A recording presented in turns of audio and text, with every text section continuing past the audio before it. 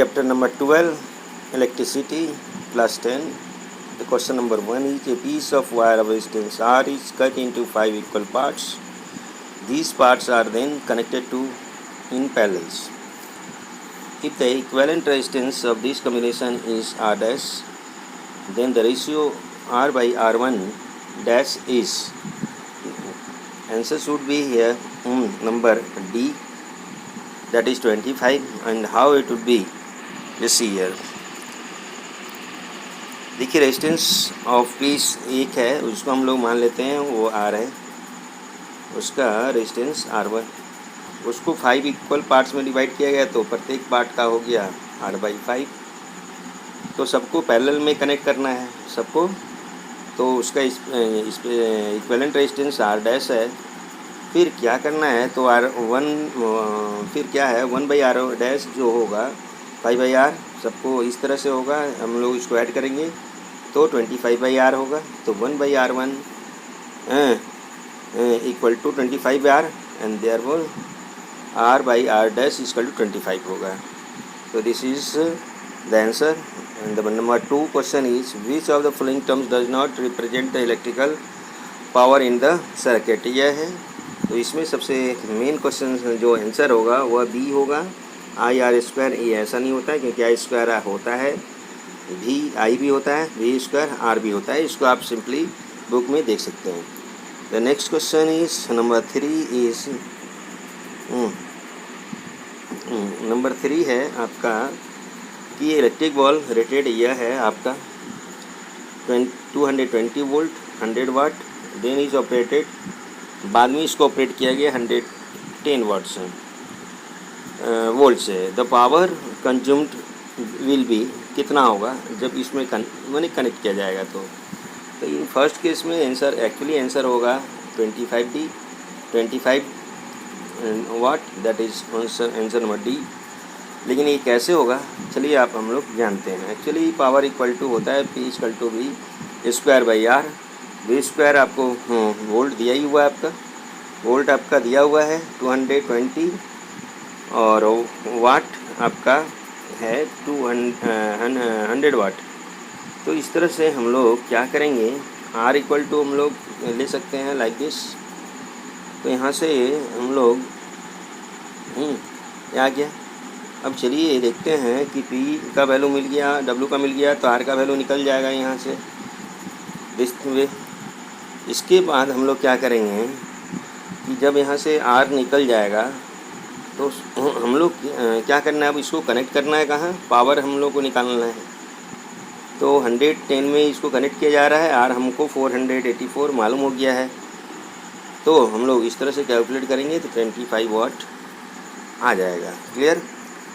Then is question number 4, 2 conducting wires of the same materials with equal lengths and equal diameters are first connected in series। First में series में connect हो रहा है, then is parallel circuit.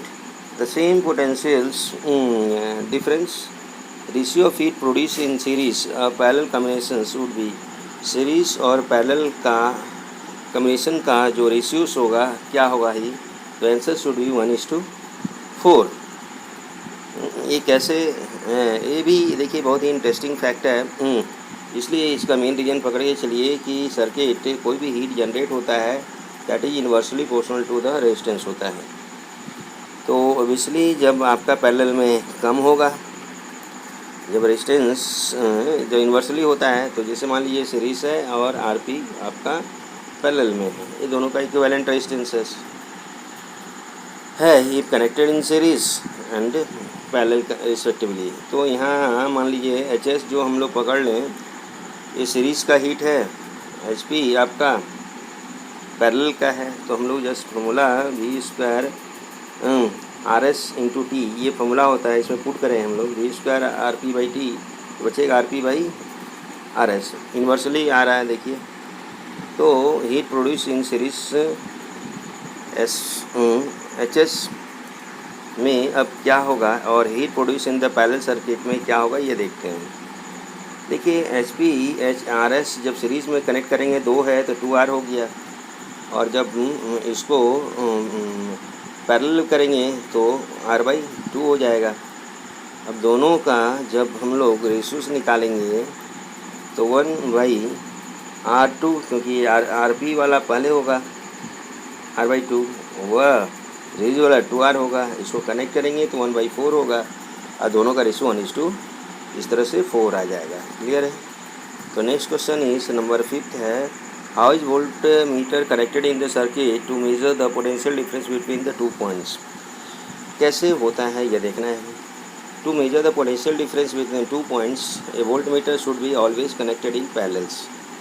वह 2 point के बीच में या hers में पैरेलल में ही कनेक्टेड किया जाता है, कौन सा, वोल्ट मीटर को। और सीरीज़ में किसको कनेक्ट किया जाता है, एमीटर। ध्यान में रखिए, ammeter which measure the amount of current in a circuit. अब नेक्स्ट पॉइंट है हमारा नंबर 6 क्वेश्चन है, कॉपर वायर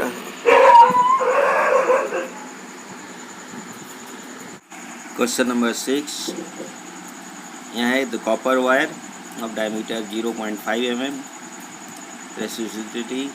रेसिस्टिविटी दिया हुआ है 1.6 × 10⁻⁸ ohm metre, and what will be the length of the wire make the resistance 10 mm।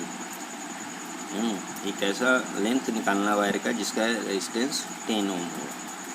And how much the resistance change if the diameter is double. एक दूसरा second question है कि उसका diameter क्या होगा जब रेजिस्टेंस क्या होगा जिसका डायमीटर यदि डबल हो जाएगा तब। तो यह देखिए बहुत ही इम्पोर्टेंट क्वेश्चन से भी है। लिया जा रहा है कि जैसे मान लीजिए हम लोग फर्स्ट रेजिस्टेंस R पकड़ते हैं, लेंथ L पकड़ते हैं, क्रॉस सेक्शन A पकड़ते हैं। तो ये फॉर्मूला हमारे पास है। अब यहाँ रो दिया हुआ है, रेसिस्टिविटी है, और नेक्स्ट है हमारे पास चलते हैं ए का वैल्यूज ए = क्या होता है, πr²। यहाँ डायमीटर बाई 2 दिया हुआ है, डायमीटर है तो ये हमें मीटर में चेंज कर दिया गया है। रेजिस्टेंस मिल गया तो आपका 10 ओम है। तो ये सभी को पुट करेंगे हम यदि इस L = RA/ρ में, तो इस तरह से हम कैलकुलेट कर सकते हैं कि लेंथ आपका रेजिस्टेंस आ गया 122.72। ये आपका रेजिस्टेंस आता है। Now is the question, if the diameter wire is double करना है आपको। डायमीटर क्या करना है, डबल। तो जो 0.5 था 2 से मल्टीप्लाई किए तो ये आ गया मीटर में। अब आइए नेक्स्ट है, अब लेंथ मिल गया हमको, R निकालना है। तो यहाँ जस्ट सभी वैल्यूज आप पुट कर दो, लेंथ पुट कर दो, रो पुट कर दो, पाई यहाँ पे आप जो डायमीटर है वह बाई 2 क्या हुआ है, इसको पुट करने के बाद यहाँ हमारे पास जो रेजिस्टेंस आया 2.5 ओम आया है, and it is your answer. ठीक, तो लेंथ और आपका लेंथ ऑफ द वायर इतना मीटर हुआ और न्यू रेजिस्टेंस आपका 2.5 रेजिस्टेंस हुआ, ओम्स हुआ। चलिए हम नेक्स्ट क्वेश्चन 7 करते हैं। The value of current flowing through given resistor given है, यहाँ पे दिया हुआ है, इसमें एम्पियर दिया है और वोल्ट दिया है। तो यह डिटेल दिया है। अब हम लोग को एक ग्राफ बनाना है और फिर calculate resistance of the register, इसी डेटा से ही निकालना है। तो देखिए कैसे होगा, इसको जैसे प्लॉट डेटा दिया हुआ है, इसको हम लोग प्लॉट करेंगे इस तरह, करंट और वोल्ट। तो जो दिया है डेटा एक्स एक्सिस अलॉन्ग में हम लोग वोल्टेज लेंगे, करंट को इधर लेते हैं, और डेटा जो जो दिया हुआ है उसके अनुसार एक स्ट्रेट लाइन हम लोग को मिलेगी। क्लियर, इस तरह की लाइन मिलेगी। अलग अलग पॉइंट के लिए अलग अलग डेटा है। अब ए और बी को हम लोग सेलेक्ट करेंगे। तो यहाँ देखेंगे यह बी और यह, तो ये आपका यहाँ से ए सी है 3 - 1, क्योंकि ये देखिए 1 है आपका, और यह क्या है 3 है, ये पॉइंट 3 मतलब ये पॉइंट भी 3 है। तो 3 में से बन गया एम्पियर आ गया। और जो वोल्ट है आपका ऐसे आ जाएगा, ये 3 पॉइंट समथिंग है, 3.4 है ये वाला पॉइंट, ये जो पॉइंट 3.4 है, और ये 10.2। अब इसमें से माइनस करेंगे तो आपका वोल्ट भी आ गया।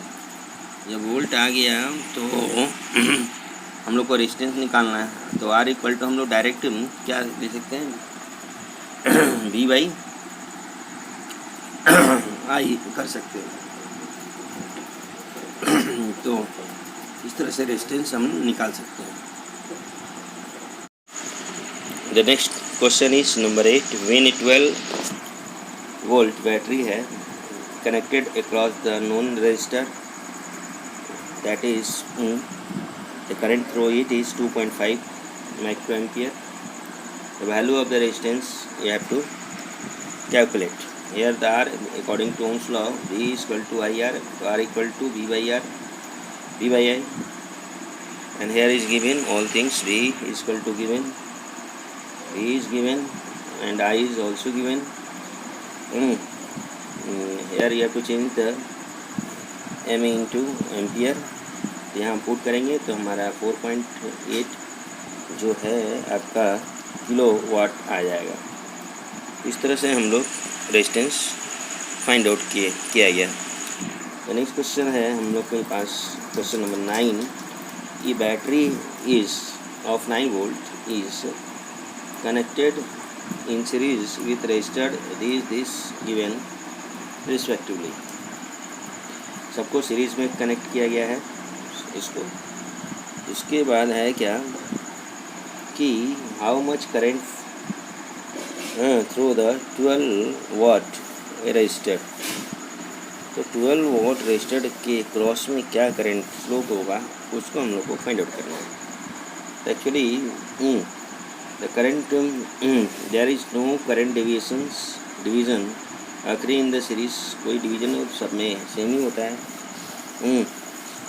सभी में। तो अकॉर्डिंग टू ओम्स लॉ होगा क्या, V equal to V by I equal to V by R. यह हमारे पास फॉर्मूला है। सब इक्विवेलेंट रेजिस्टेंस का सबको ऐड कर देंगे हम लोग, सब सीरीज़ में है, ऐड करेंगे। तो ऐड करने के बाद हमारे पास जो आएगा सभी को रेजिस्टेंस ऐड करेंगे तो सभी का जो टोटल इक्विवेलेंट रेजिस्टेंस 13.4 आ रहा है।